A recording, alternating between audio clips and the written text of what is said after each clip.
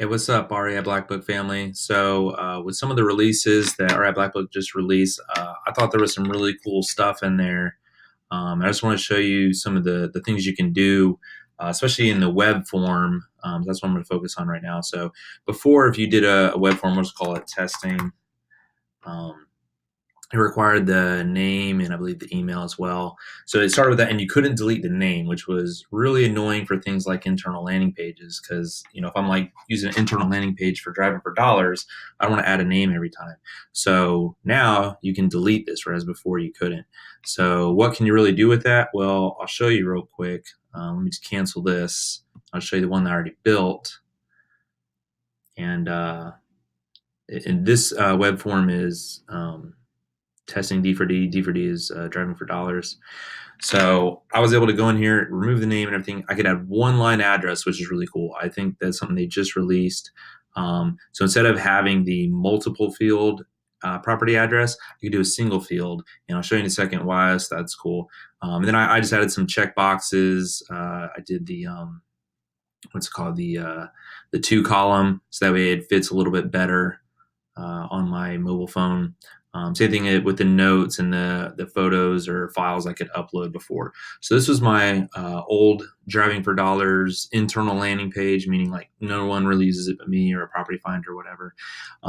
But as you can see, if I did that on my phone, it was kind of cumbersome. I had to type in, my name, I guess, and 123 Main Street, and then the city, and all that. And so when I'm trying to drive around and put in a bunch of properties on my way to work or whatever, I didn't really want it to take a minute per property. Whereas now, this is what it looks like on my phone. All on one screen, I can start to type in the address. And here's the cool part. So I can just type in 123 Main Street, and it starts autofilling it in.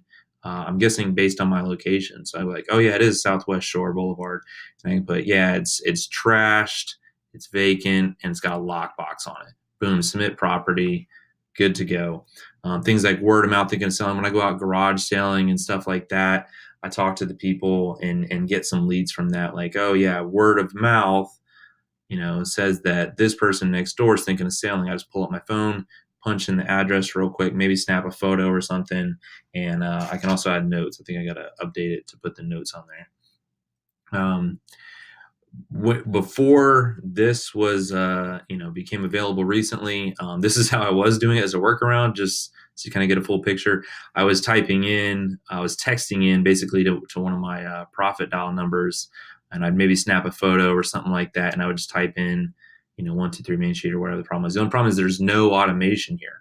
I have to go in and remember to go, all right, I put in 3 properties. I need to go look them up or have my VA look them up or whatever.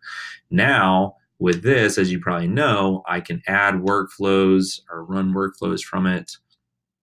I can have it automatically send a text or an email notification to, my VA or whatever.